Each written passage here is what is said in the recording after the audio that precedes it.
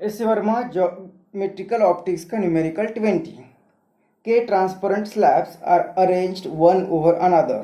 The refractive indices of the slabs are mu1, mu2, mu3 dash dash mu k, and the thicknesses are T1, T2, T3 dash dash Tk. An object is seen through the combination with nearly perpendicular light. Find the equivalent refractive index of the system which will allow the image to be formed at the same place.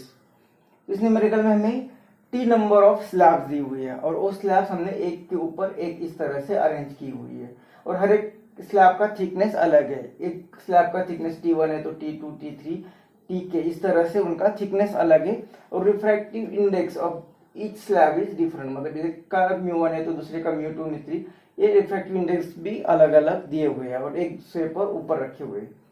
अब ये नीचे कोई हम object रखते हैं, suppose एक P object रखा और ऊपर से मतलब परपेंडिकुलर, इसके परपेंडिकुलर यहाँ से हम अगर उसे देख रहे हैं, यहाँ से हर एक स्लैब के कारण वहां पे रिफ्रैक्शन के कारण कुछ शिफ्ट आ जाएगी। तो टोटल शिफ्ट के कारण सपोज ये ऑब्जेक्ट यहाँ से यहाँ पे आ गया, ये उसकी नई पोजीशन P डैश होगी। अब हमें क्या करना है कि इस सभी स्लैब को निकालना है और एक ही स्लैब, यहाँ पे एक ही स्लैब रखनी हुई सेम थिकनेस की और उसका रिफ्रैक्टिव इंडेक्स इस तरह से चूज करना है कि ये जो शिफ्ट आ गई वो चेंज नहीं होनी चाहिए।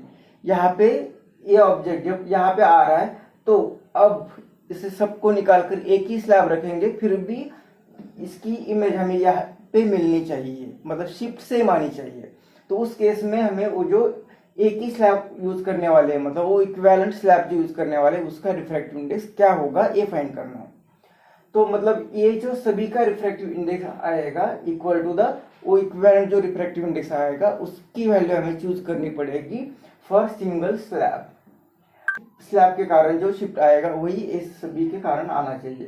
तो यहाँ पे टोटल शिफ्ट कितना आएगा, तो shift due to 1, shift due to 2, इस तरह से shift due to K slab के कारण आना चाहिए। अब एक इसके कारण कितना शिफ्ट आएगा, तो उसकी थिकनेस 1 - 1 अपॉन उसका रिफ्रैक्टिव इंडेक्स प्लस उसी तरह से T2 1 - 1 अपॉन उसका रिफ्रैक्टिव इंडेक्स। इसी तरह से हर एक स्लैब के कारण शिफ्ट आ जाएगी केथ नंबर के कारण, वहां पे Tk 1 - 1 अपॉन उसका रिफ्रैक्टिव इंडेक्स, इस तरह से एक टोटल शिफ्ट आ जाएगी।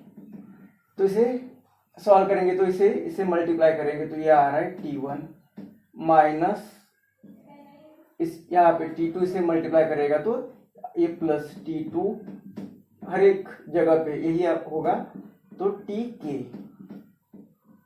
फिर से ये T सेकेंड टर्म को मल्टीप्लाई करेगा तो ये माइनस T1 अपॉन mu1, इसे भी ब्रैकेट में लिखते तो ये प्लस आएगा, सभी को माइनस आएगा, ब्रैकेट के बाहर माइनस ले लिया तो सभी के लिए प्लस, तो T2 इसे मल्टीप्लाई करेगा तो T2 अपॉन mu2 प्लस इसी तरह से हर एक टर्म के साथ होगा तो ये Tk अपॉन ये μk। तो ये होगा इक्विवेलेंट टोटल शिफ्ट। अब वही शिफ्ट हमें सिंगल के कारण होना चाहिए, shift due to single slab, वो कितने आएगी, मान लेते कि उसका रिफ्रैक्टिव इंडेक्स म्यू है, रिफ्रैक्टिव इंडेक्स उसका म्यू है, तो उसके कारण कितनी शिफ्ट आएगी, तो टी इसकी थिकनेस कितनी होनी चाहिए, सेम थिकनेस, मतलब T1 plus T2 plus Tk इतनी थिकनेस होनी चाहिए और 1 - 1 अपॉन उसका रिफ्रैक्टिव इंडेक्स इक्विवेलेंट मान लेते कि म्यू है, यही हमें वैल्यू फाइंड करनी है। तो सेम शिफ्ट आना चाहिए 1 और 2, हमें जो कंडीशन दी है सेम शिफ्ट आना चाहिए, मतलब ये लेफ्ट साइड इक्वल है तो राइट साइड भी इक्वल आनी चाहिए। तो राइट साइड को कंबाइन करते तो फ्रॉम इक्वेशन 1 and 2 हम लिख सकते हैं कि T1 plus T2 plus Tk minus ये bracket T1 upon mu1 plus T2 upon mu2 plus Tk upon μk, इसकी right side is equal to इस इक्वेशन की राइट साइड। इक्वेशन की राइट साइड क्या है, तो और ये इस ब्रैकेट को मल्टीप्लाई करेगा तो ये पहले इंटू 1 और माइनस ये ब्रैकेट म्यू को ये T1 plus plus plus Tk और ये म्यू आ रहा है, तो ये इसके साथ कैंसिल होगा, तो यहाँ पे माइनस माइनस भी कैंसिल होगा। अब ये म्यू कितना आएगा, तो ये म्यू इज इक्वल टू ये यहाँ पे चला जाएगा, ये यहाँ पे चला जाएगा, तो ये T1 प्लस T2 प्लस ये वाला up to Tk divided by ये डिवाइड होगा यहाँ पे T1 अपॉन म्यू1 प्लस T2 अपॉन म्यू2 plus Tk upon mu K. तो ये आएगी म्यू की वैल्यू।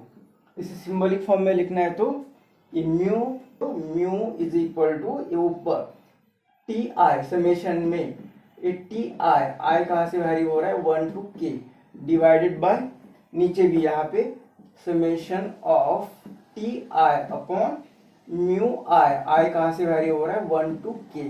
तो ये आएगी म्यू की इक्विवेलेंट वैल्यू।